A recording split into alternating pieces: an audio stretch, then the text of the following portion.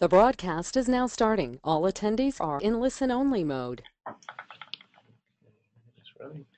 Okay, so welcome to today's webinar. Today we're going to be talking about how to automate your business and increase productivity by 40%.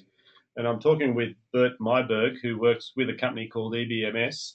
Bert's been in the process improvement game for over 10 years now. Prior to that, owning his own business for 10 years, he was serving retail and manufacture. So he comes with a wealth of knowledge and understanding about how to systemize a business. And he started utilizing all of his knowledge to build computerized business systems. And what we're going to be talking about today is, the transition to getting onto a systemized business, how to increase productivity through automation, both through manual systems and then eventually through computer systems. So I'd like to welcome Bert to the call. Welcome, Bert. Thank you, David. It's nice to be here, and I'm looking forward to discussing our topic today. Yeah, great. So I suppose we're going to start at the start now. Just from a housekeeping point of view, if anyone has any questions along the way, you'll notice that in your webinar control panel, there's a little questions box on the right-hand side. If you can type in your questions, we'll try and answer those if we've got time during the call. Other than that, we'll just try and get through as much content as we can today to make sure people are getting value out of the call. So let's maybe start at the start, Bert, and we just start by talking about, well, why systems? So if I'm running my business, why do I need to create a business system? Yeah, it's a good question, David, and I found that so often with businesses, we try to do so many things at the same time that so often we come across, without even knowing it, that we kind of portray to our clients that we are in chaos. And that can be sometimes the message that they get. That's the wrong message. We actually want to share with them our brand promise and make sure that we deliver that in a consistent way. Yeah. Also, client experience. Client experience. If you take a McDonald's, every time you go and buy a milkshake, yeah, they've got great systems in place. So you get exactly the same cheeseburger all the time. So before you go to McDonald's, you know what you're going to get. And because you know what you're going to get, it takes that uncertainty out of it. Yeah. And you buy into that so as to be able to deliver consistently. Another big one for me, if we just look at that slide, is that so many times, especially with SMEs, people build their businesses around people. Yeah. And then people get sick, or as the owner, you want to go on holiday, and the necessary systems aren't in place to ensure continuity. Right. Even if you want to sell the business, people are saying, what am I buying? Am I buying you as an individual? Yeah. And what happens if you move on? So it's Yeah. that kind of thing where you can package your business with systems. But the big thing is to deliver your services and products in such a way that your client will have a wow expectation and experience every time and have the same experience all the time. Right. It's one of the most important things that I see with working with business owners is this whole idea of consistency. Often when we talk about McDonald's because they're the pinnacle of business systems. Yes. And people say, oh, yeah, McDonald's, I don't go there. And, I'll often ask people what's their perception of customer service in McDonald's, and it's usually rated very high, usually on an 8+ out of 10. And when you think about what McDonald's is, it's a restaurant. And it's a restaurant where you actually have to order the meal at the counter. You pay before you eat. Yep. You take your own food to your table, and then you clean up after yourself. Absolutely. So as far as service goes, it's very, very minimal. But the reason people rate it as such high service is because of the consistency.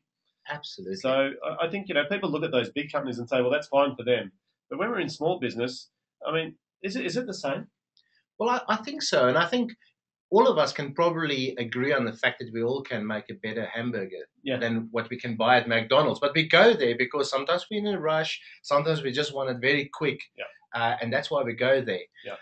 And that's probably their competitive edge. I might be wrong, but I don't think the competitive edge for McDonald's is really in the taste. It's in the convenience. Yeah. And so much for us as small businesses, we need to look at our competitive environment and say, what is our competitive advantage? Yes. And how can I automate that?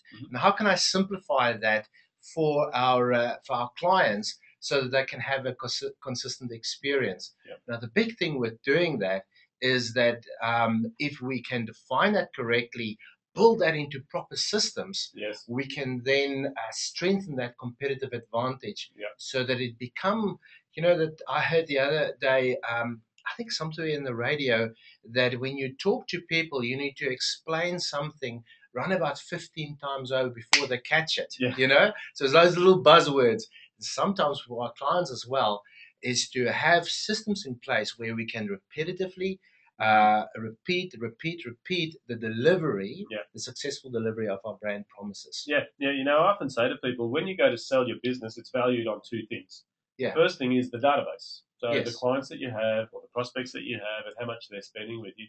The second thing is how systemized the business is. Yes. Because if you look at a business, the goodwill of a business, that's what those two things are measured on. Absolutely. And people don't realize that, when you go to buy a franchise, you buy a system. Yes. And in Michael Gerber's book, The E-Myth, he talks about building a turnkey operating system for the business, or building as if you were going to franchise. Now, a lot of people in business, they're just too busy doing the work. Yes. So they're not really running a business system. They've just got a job.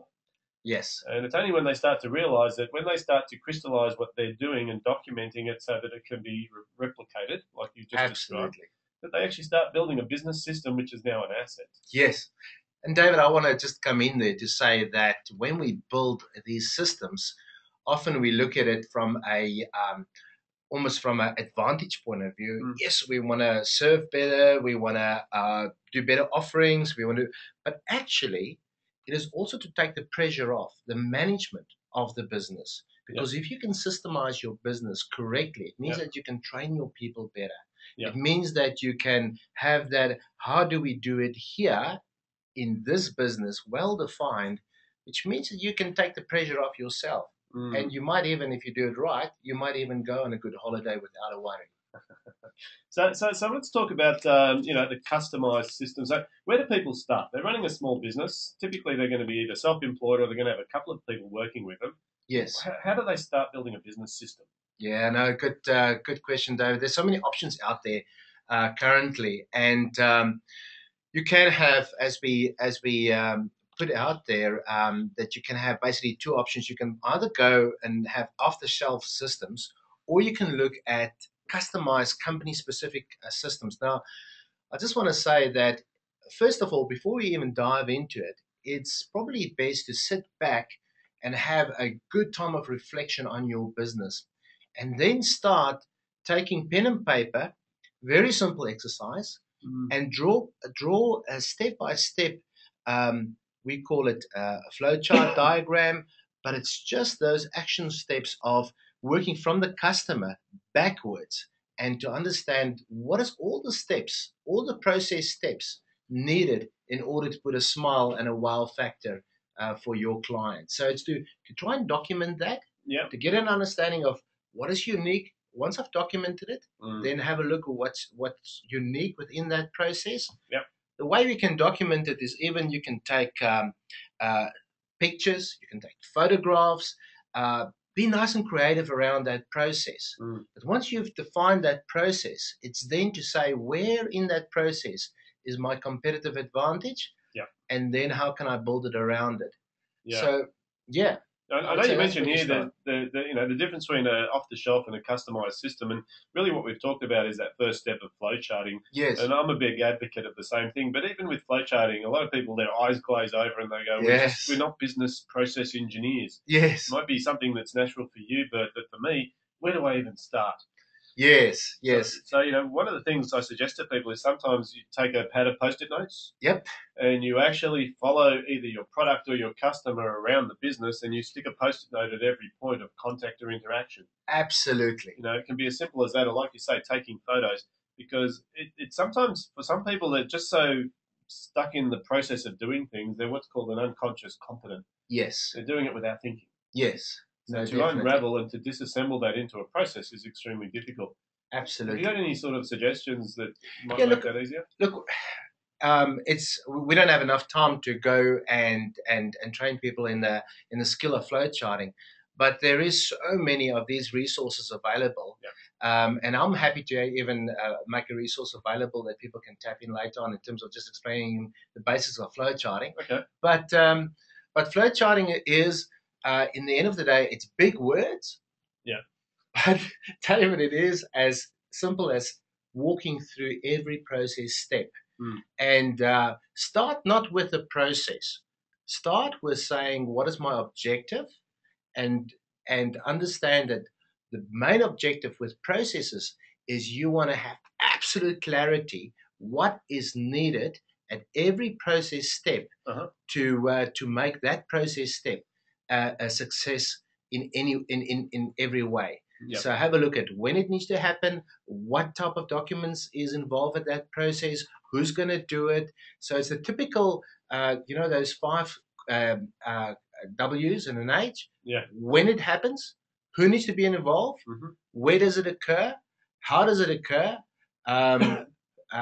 those why does it occur? Why is it occurring, and also one that some people forget is what happens after that.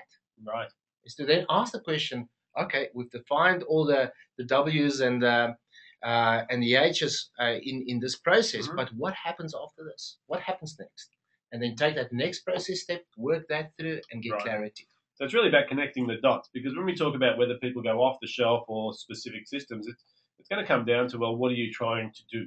Absolutely. So what you're suggesting is people really need to almost go pen to paper and just work out what they're trying to do first. Once they've established that, then they can map that across to whether it's an off-the-shelf or a company-specific system. Absolutely. I just want to say on this off-the-shelf or company-specific solution, off-the-shelf, as we put it there in the slide, is typically your accounting systems. A lot of the systems out there in business that like, for instance, even CRM these days, everybody's got a CRM. But the systems we really want to zoom into is those real company-specific systems, which does give you the opportunity to, the big word is differentiate, or being different than competitors. Yeah. And that is how we do it here. That's much more customized. And often it's not the kind of software that you're going to buy on the shelf at Officeworks. Right. Okay. So now what we're talking about is, you're suggesting there's mainstream systems, accounting systems, CRM systems, even spreadsheets. Yep. All these things are available, and anyone can customize those to a degree, but it's not going to give you the edge or the specific requirements that every business has. Absolutely. So it could actually potentially be more expensive. Yes. I sometimes listen to people's requirements, and again, we need to have a look at what do you want to achieve, because so often people say, okay, right, I need something a little bit more clever, and then they go off and get a certain software package, and then it becomes a big distraction, because they don't have the internal IT skills. Or just, some people, you get computer people and you don't get computer people. Yes. It's like you get horse people and people that don't care about horses, But when you start focusing on, we'll be able to do it ourselves, there is that kind of balance that you need to be able to have with software. Yes, you want to do that first level customization and changes yourself. But there's also an element that you want to stay focused on what's important for your business, and you don't want to lose and be distracted. It really comes down to keeping your eye on delivery. Yep. And so what's the key? How do people make sure that this trap doesn't happen? Because I've seen it happen. It's happened to me. We start building a system, and all of a sudden we're spending all our days building a system, not doing the work we're supposed to be doing. How do we make sure? Yeah, I think we've recently gone through it internally for us as well, because we had a new system implemented to understand how our software building. That's the project management around that, and what really helped us is to have a champion that knows how to do that. So you don't have to spend all your time trying to learn it, but there's already some sort of a subject matter expert or a champion. So that is, for us, we have something like that internally. But that's where it comes to customization, where you need to say, if I look at a vendor, what kind of support can I get? Okay. Because if I select a vendor which I can buy the software online, and then with all these promises that I can customize it, but then I fall into all these traps, and there's not enough support or people that can do it for you quickly, that's when you run into those difficulties where you find you lose focus. So really what we're looking at is, when we make a decision on a particular type of software, then we need to make sure that the vendor is going to give us the support, absolutely, guidance, and even help us project manage. Yep. Yep. Right. So maybe we need to talk about, what type of systems we're talking about here. Yeah. Now, as we said, we're really looking at we're not really looking at your accounting and financial statements and cash management kind of systems. Right. It's really those value adding systems, and it comes down to not what we do, but how we do it. Try and package it. So just a few examples, things like client service processes. Yep. I think of a client of ours. They doing the outsourced HR function for um, one of these big companies that work with spectacles and glasses. Okay. And basically what they do is they packaged their HR in such a way that they offer that whole service Yep. as an outsourced HR department for Specsavers are the company's name. Yep. And it's totally customized around Specsavers specific requirements. Yep. So that's an example there. Okay. Value adding routines, the way you deal with to resolve customer complaints or automated reminders. So often you have customers complaining about a product, and there is actually a great opportunity on how you quickly follow them up, what kind of information you need to capture, and to make that after service a very unique type of experience. Now, that kind of software or that kind of systemization, you're not going to buy from Officeworks, Right. Okay. Something that you have to customize. So what we're talking about here is really making sure that the customer experience is consistent, Yep. but also manageable.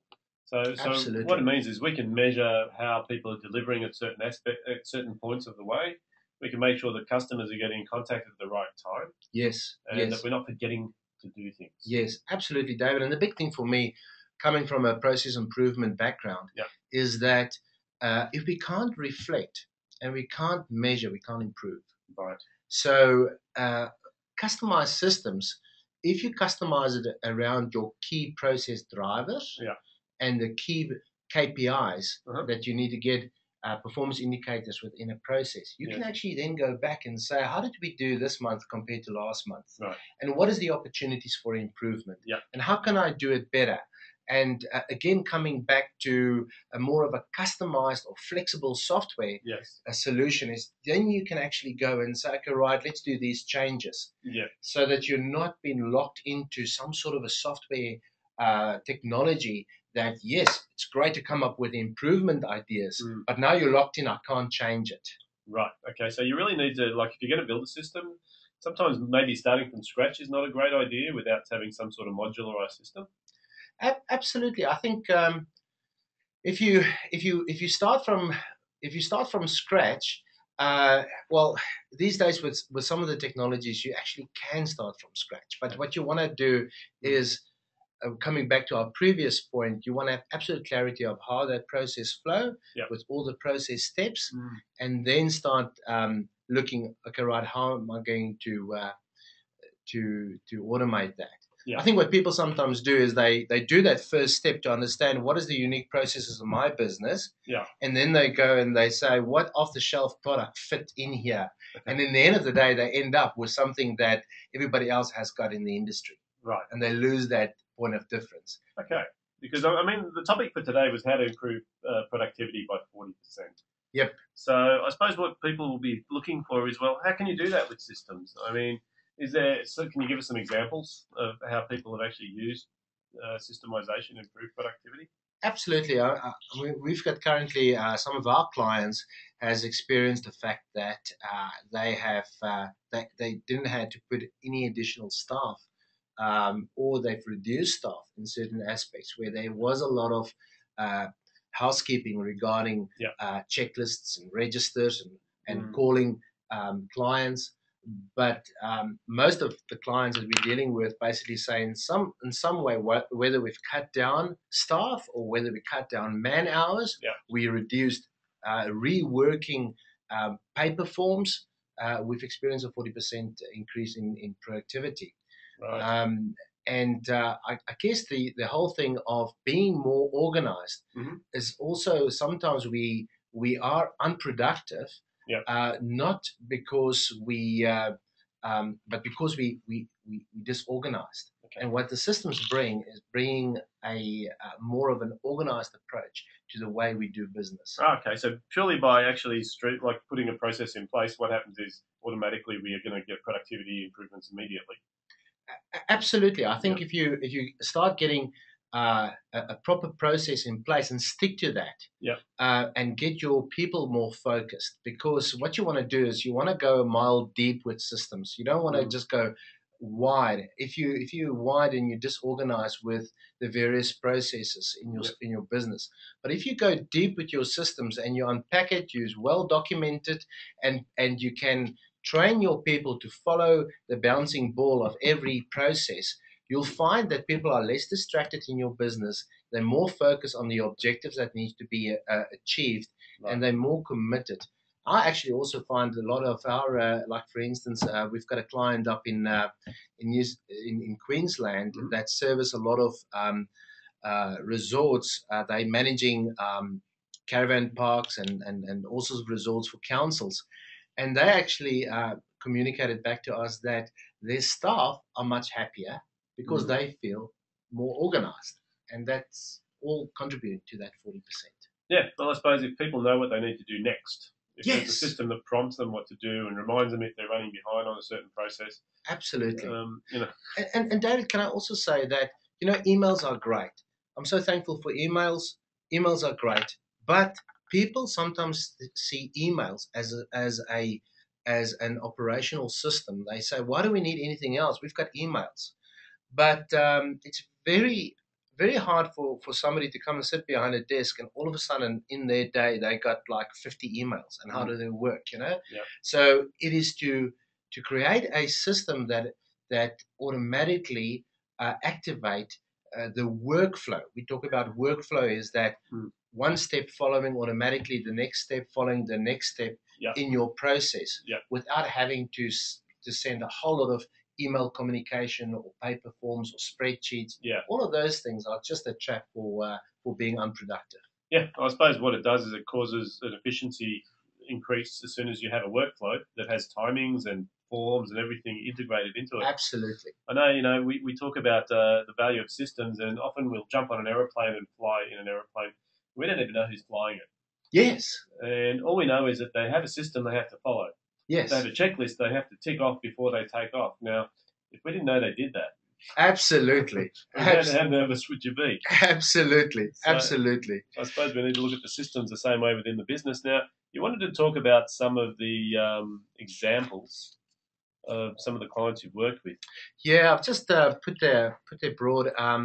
IHR is the company that's working for Specsavers. Yeah. So they've put a unique process together on how to capture service queries to come through. Yeah. Then how to escalate it automatically and come back to that workflow. Mm-hmm. But the big thing is they've managed to again coming back to the productivity example. They used to spend a lot of man hours putting together Word documents for executive reports. Right. Now, currently, the whole system is automated from receiving various type of service queries from out of their client, right through to handling and workflow that queries, right through to click a button and it spits out a report at the end of the month, which they print into a PDF format and forward to the executive team of Specsavers, which the guys absolutely love. So it took a lot of clutter out of which was previously an old Access database and PDFs and all sorts of things. So Word docs. It took a lot of clutter out of that system and really just make it flow very easily. Fantastic. Another example, is ATPM. This is the client up in Queensland. Now, a lot of private owners or councils or organizations that are the owners of caravan resorts and some of these holiday resorts, they found it very difficult because to manage it is one thing, but there's so many compliance issues with managing operations like that. Right. So nowhere in Officeworks will you go to the shelf and buy the compliance system for caravan parks, you know. But we've managed to again automate all of that. So Right. what it does is their staff used to go out. If I take one example, there's a whole operational system around that, but their staff used to go out, fill in paper forms. Then there is an issue; it needs to be phoned through or emailed. Currently, they go out with their iPads. Okay. They do a review. Yeah. They score a resort. They write up the various action plans right there on the spot, and it's discussed with the resort owner. Right. So it's a much more effective, efficient way. Again, automatic reporting, automatic workflowing, automatic communication. So all of the clutter again is taken out. It's much more streamlined. So really, with the iPads or the tablet computers that everyone has access to now, it's even more important, or actually probably even simpler, to systemize a business through a computer software package, isn't it? Yes, absolutely. And I think gone is the days where you have, for instance, a management meeting with a client and or a client meeting and say once a month I'm going to send you a report. Right. And then it's a 100-page document landing on the paper. Yeah. These days is here's your login. Yeah. Anytime, whether you're on holiday or anywhere, have a look. There's your dashboards of KPIs of whether it's a building facility that you manage, whether it is business issues that you manage on their behalf. Your client can be in the loop. Okay. Having that information on their laptops or tablets or iPhones. Right, so really they can do that, and also even the sales reps on the road or the service techs that are on the road? Absolutely, absolutely, and I think that's very important. David, if I quickly can, another good example is direct appliances. Very small business. I think they've got a small team of staff there. Yeah. They actually they reflected on their processes and say, look, we are in the rental business. Yeah. And they looked at off-the-shelf type of systems for rental companies. Yeah. But all of the off-the-shelf systems was, I have an asset, and in that asset, I rent out to a number of clients. Right. So it was very asset orientated. Okay. Where they wanted to say, no, our competitive advantage is different. We wanted to actually we want to manage our clients, and we're going to rent out different assets to them. Okay. So one client, for instance, wanted a TV and a computer, and so they manage their clients, not their assets. Yeah. So we build that kind of thing for them specifically. And on this stage, I think they actually taking now that next step of looking at real franchising. Right. Business. Okay. And I suppose this is the obvious progression is when you're building these business systems, a lot of it's going to do with future earnings or future capacity. Yes. Because as a small business, it's sort of like, well, why do I need a computer system? I do it all myself. Or there's 3 of us in the office. We just talk to each other. So I really think, it comes down to, what is the value and when do people make a decision to go computerized? I mean, how do you know when to do it? Absolutely. I would say if your business is more than 3 people, then you need to start systemizing. Yes. And start systemizing with the view of the medium to long term, to have something with a little bit more grunt in it, a little bit more robust, so that it will create a scope of opportunity that you can grow in for the future. Like, for instance, can I duplicate what I build now? Can I duplicate it very far somewhere else? Back to that franchise kind of idea. Yes. So whatever you build, and also your selection of technology, make sure that you're not selecting something. Yes, you can go with a 2-step approach, and I highly recommend that, even to go a little bit manual and then go semi-automated, and then when you're ready, because it so need to be in step with the life cycle of your business. Right. But the big problem that people do have is sometimes they say, I'm going to make a selection based on price. Yes. And then only to find out a year later that it was the wrong selection, and that technology is not giving them enough capability to grow, to enter that next growth phase. So you need to select something that you can grow with. Right. Okay. So that's important. The other thing that I think, just looking at our slide there, the whole value of equity is the whole thing of lowering risk. Our clients like to, or if you want to sell your business, it's the old thing of what is return on my investment. Yeah. So it's not only to say, okay, right, here's a business that I can buy, it's well packaged in systems, but also what is the risk here? Yeah. You will get definitely a big tick from a potential investor if it's not owner dependent. Mm-hmm. But then also, what is the risk? How do they handle customers that's not happy?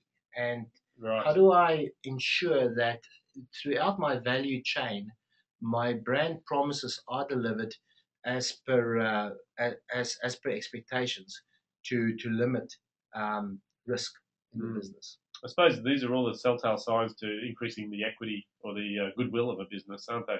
Absolutely. Yeah. Absolutely. Yep. Okay, so really, I suppose what you're suggesting is anyone over 3 employees needs to be looking. My suggestion is even below that. Yep. I think if you're in business and you're building a business, it's like building a house. Yes. Okay, you need to have a plan and you need to have a framework. Yes, absolutely. Now, unless it's systemized in some way, and I am a big advocate of manual systems first and then move to computers. Yes. But really, that's just about proving the system so that we're not reworking and reworking and reworking. Absolutely. It sounds like as a process improvement expert, what you're suggesting is exactly the same thing. Yep. Is that people need to map out their processes. They need to look at how they can automate part of that to start off with. Yes. But also that there's enough scale in what they're developing that they can not get locked into a particular platform or a particular product. Absolutely. I think with small business, it's so important to always have that exit strategy. Yep. And whether you exit from your business or you exit from a certain technology, Yep. you need to understand how is growth going to impact my business and what is my options. Never get your back into a corner with these kind of technologies. Yeah. Okay, fantastic. So maybe we need to talk about, if people are looking at this technology, how do they make the selection? What are the sort of key criteria for selecting?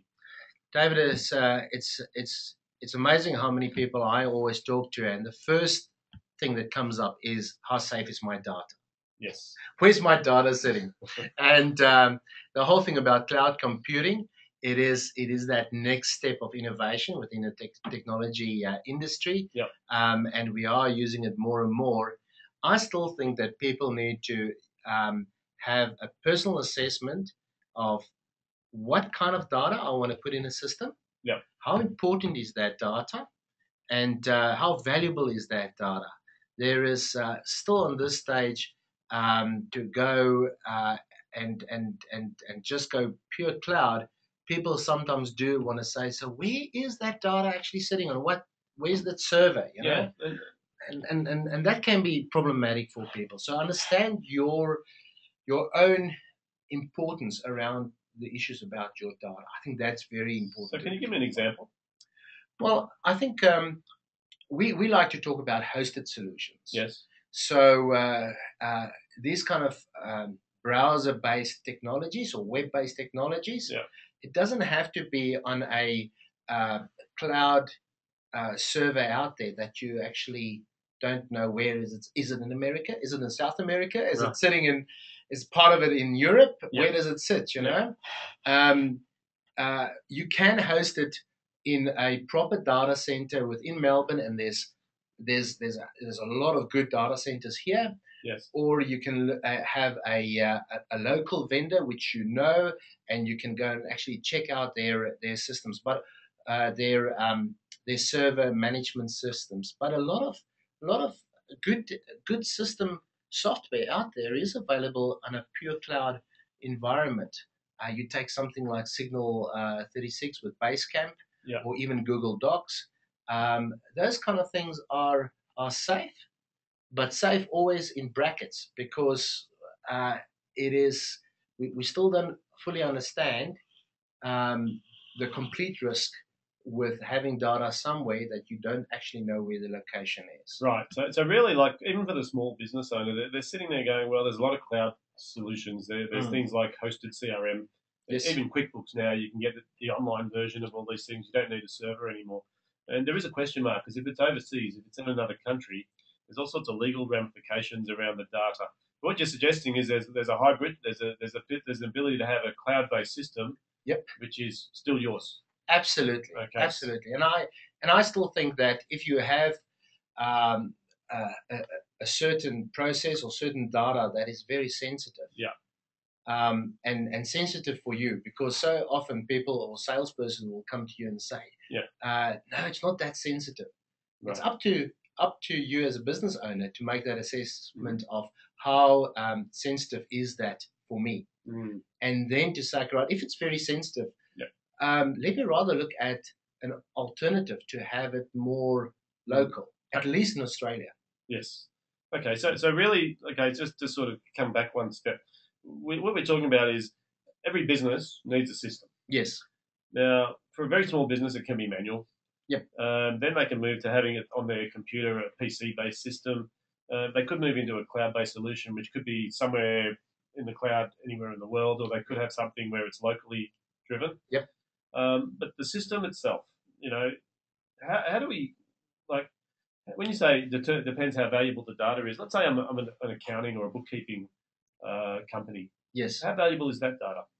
Well, that is up to the owner to understand how valuable that is. You know, I think I've dealt definitely with organizations out there that I would have a look at their data and say, this kind of data, this kind of process, this is not nuclear secrets. Right. This is, but for them, they see it as that. So it is a perceptional thing, and that's why I say it's very much for the owner to decide how valuable is the data. Right. The other thing I want to say, I don't want to get us too off the track with cloud, because one thing with all cloud kind of systems is every good cloud system has got the ability where you can download your data and make local backups and make sure. I'm more talking about a security breach kind of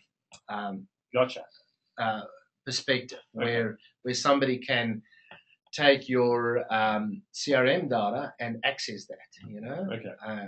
So that's where you kind of need to go further than only the marketing information, and say what is the policy around security on some of these companies. I understand. So let's move on to the next point. You say, how well do I understand my current processes and system requirements?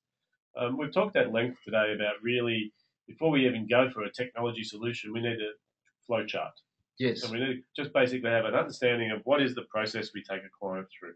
Yes. I mean, I look at any business and any process, and my first question is, can you flowchart? Can you show me step A, step B, step C, and step D? Yes. And even this morning, we were running a workshop on this, and it came up, flowcharting. Yes. I think that unless people understand that there is a process that they follow, it's almost impossible to make a decision whether a software solution is the right solution.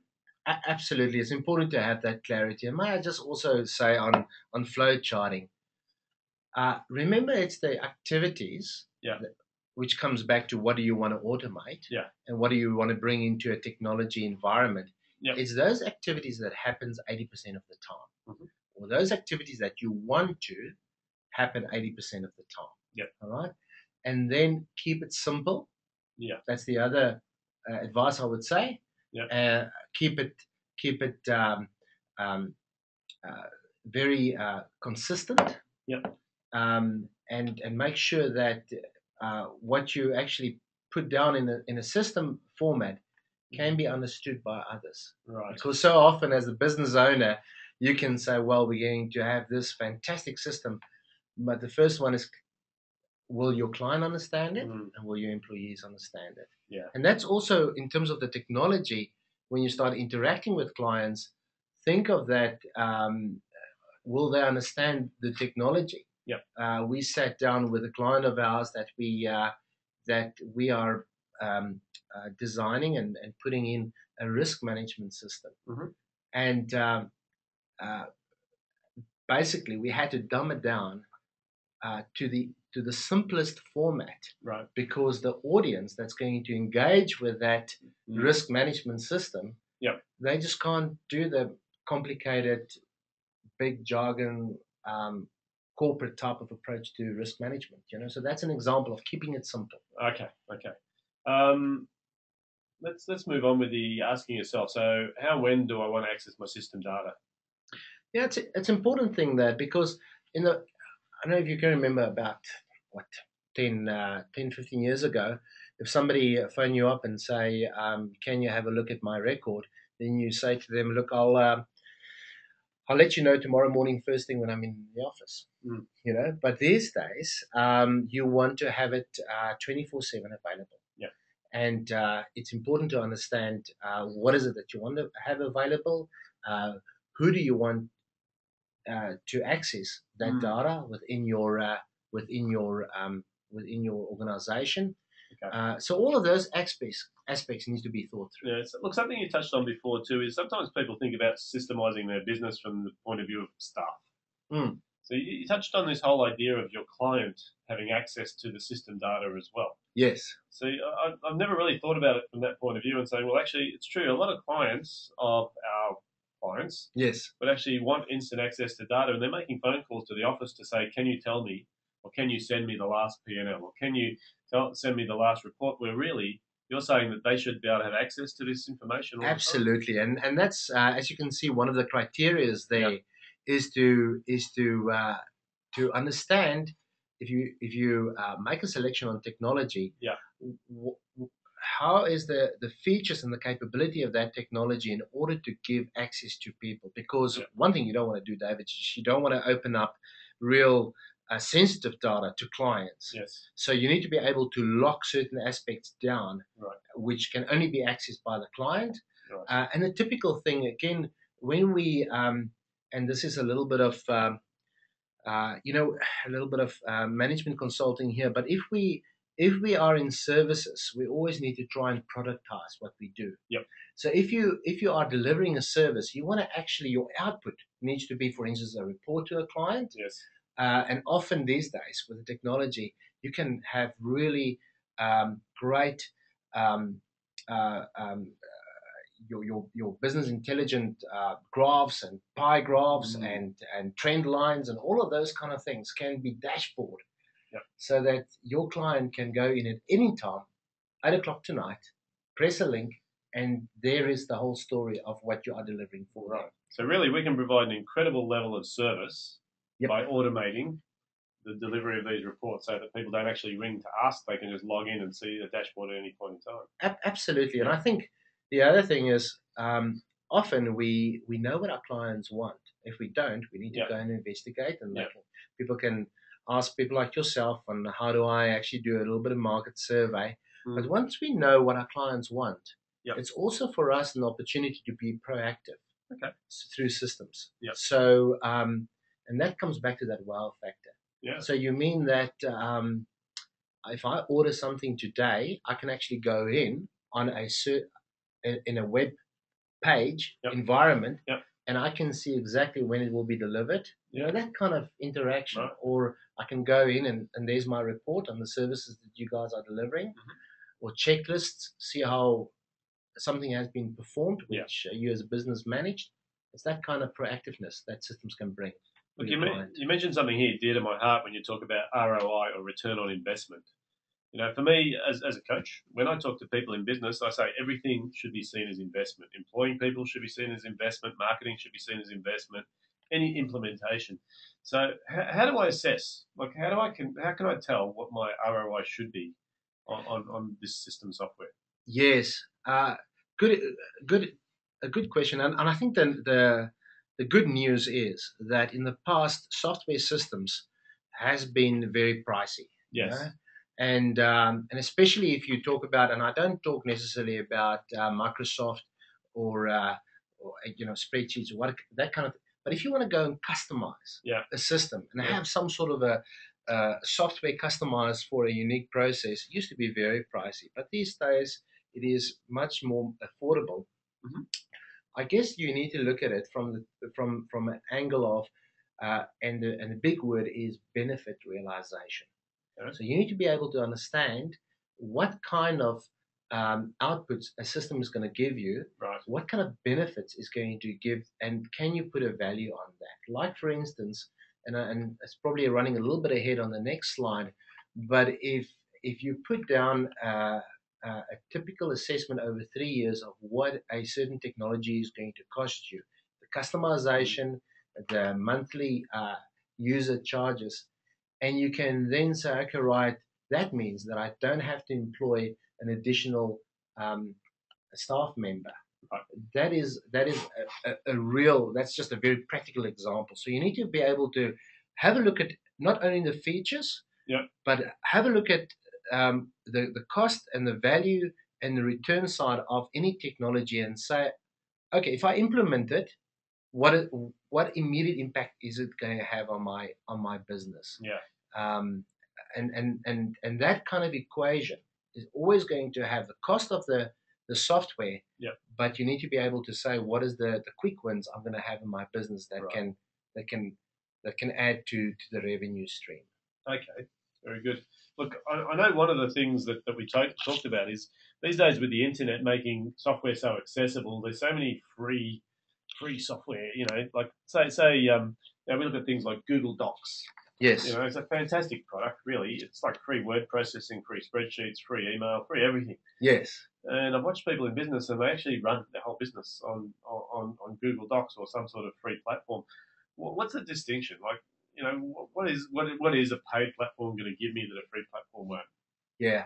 Look, free platforms are great, but you will notice that any free platform, a lot of the cloud-based technologies would have a free aspect to their software just to lure you in. Okay. So a lot of the free stuff doesn't look that free, because when I find myself in a growth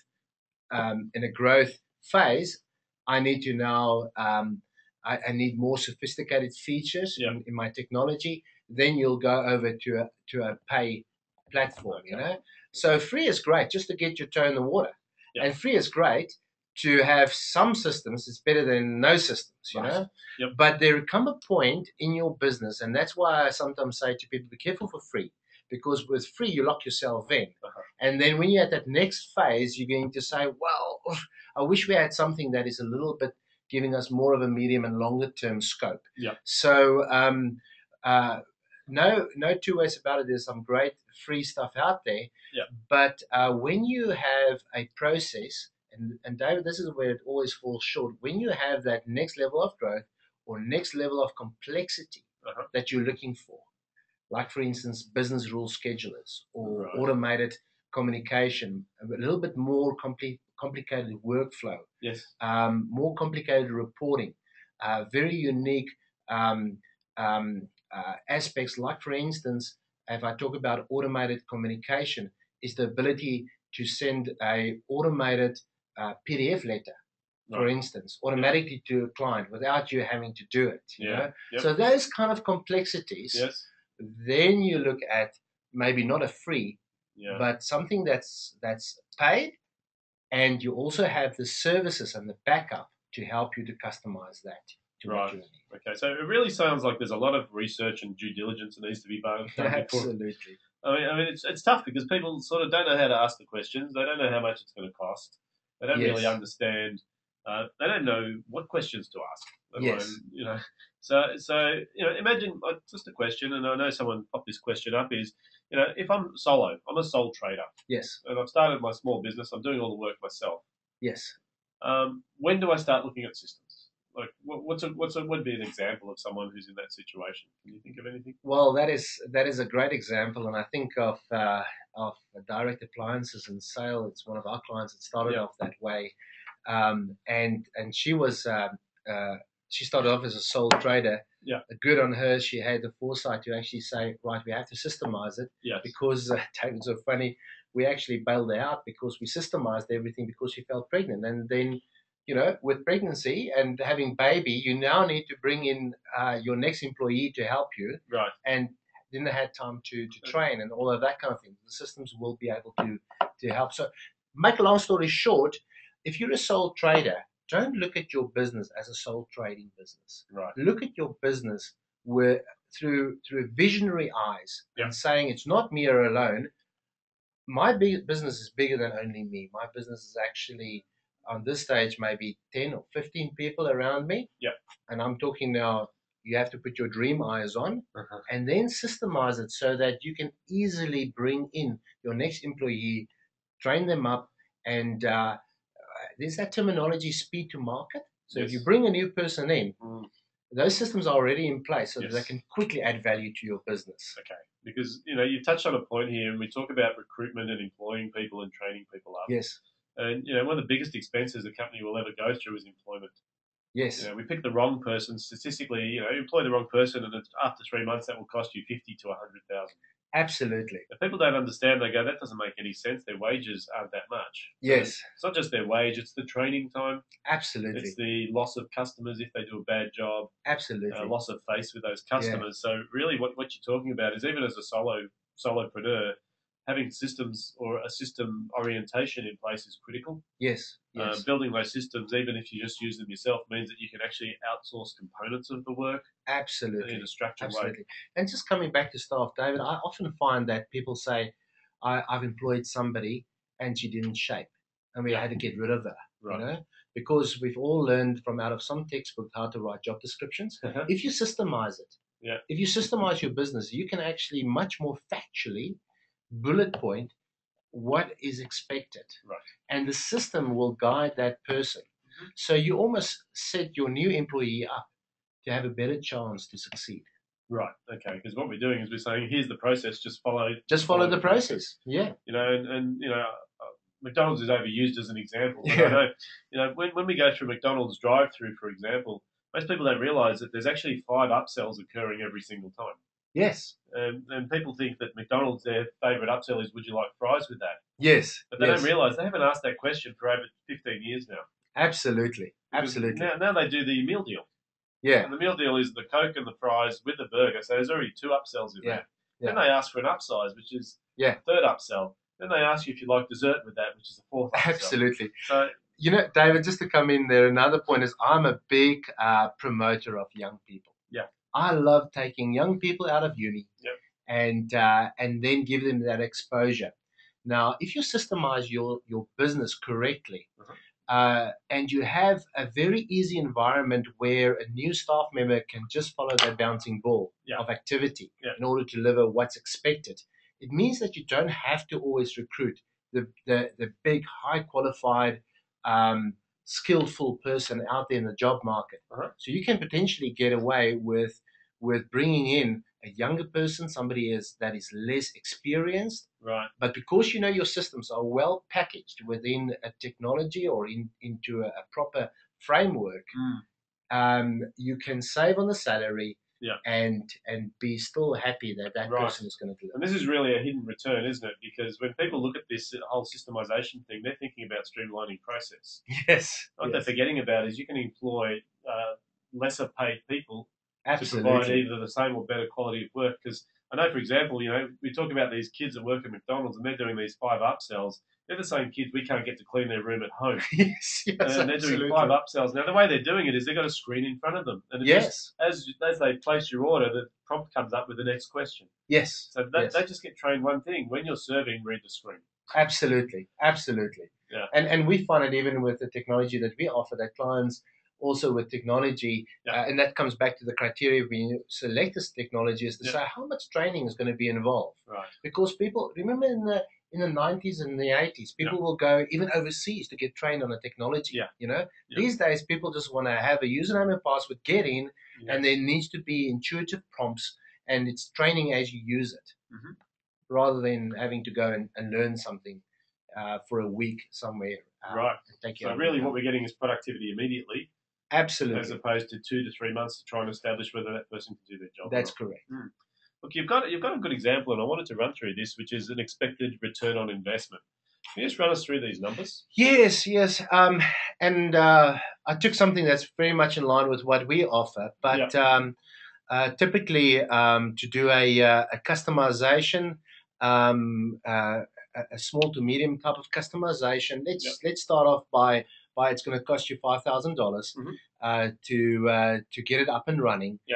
Your licensing fee per user is $200 a user, and that's why I say these days, it works out to be $16.66 a user per month. Which is really not that much. It's not that much, no. And that's a good example of the pricing out there in the market has become much more affordable for SMEs.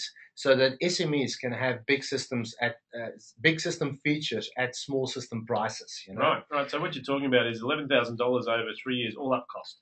Absolutely, absolutely. Okay. So if we think of, and that's based on 10 users. Yes. So if you think of, in many cases, if you have 10 people in your business, Yep. that 11th person, I just took it at a thumbs up of $50,000, which is not a big high executive salary. Yep. But if you want to bring in an additional admin person that now have to maintain spreadsheet registers or paper forms or older technology, Yep. that's pretty much what you probably will pay somebody like that. Yep. And immediately you can see the difference between the 11,000 and the 50,000. You know. Okay. So it's quite a difference there. So really, if we're saving $50,000 a year, yep, by year 3, that's sort of covered the cost by 5 times. Absolutely, absolutely, and that is also, as I put in, plus the added value of a more value of equity in your business. Yep. More client satisfaction and loyalty because they now experiencing a consistency of how you're delivering your brand promises. Yeah. And also that element of staff satisfaction because you know what, when I come to work, I know exactly what needs to be done because it's systemized. And if the manager goes on leave or the boss goes on leave, it's not that everything falls on a heap. Yeah. There's so much to think about there, really, isn't there? Yes. I mean, we've crammed that all into an hour, and really all you've done is just given me more questions. So what I'd like to, I suppose, ask you is, we're coming to the end of the hour, and there's some people on the call that might have some questions, and I know we're going to run out of time. So really, what is the next step? So someone who's been contemplating systems or actually doesn't even know, what do they need to do next? I think it's important to have a discussion with. It depends on if you're a sole trader. Obviously, you need to just reflect on your own to say what is my business model, and what is the key processes in my business, and where's the opportunity for me to be different than the competitors, and have a look. Always come back to what we call the voice of the customer. Right. What does the customer expect? Yes. So how can I exceed expectation? Right. So and start at the answers to those questions and say, okay, right, how can I systemize it? If you have if you're more than a sole trader and you've got 3, 4, 5, 10 employees, then have a look at the first thing I would say is to have the same exercise, but with your team, and just start brainstorming. Because, David, the one thing with systems, if you have staff, is that it's so important. And for the listeners here, I want to say again, it is so important that we talk about change management.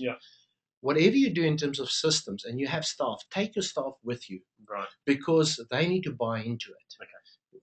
There's plenty of examples out there of businesses that it's implemented fancy systems, but the staff found it too hard, too difficult.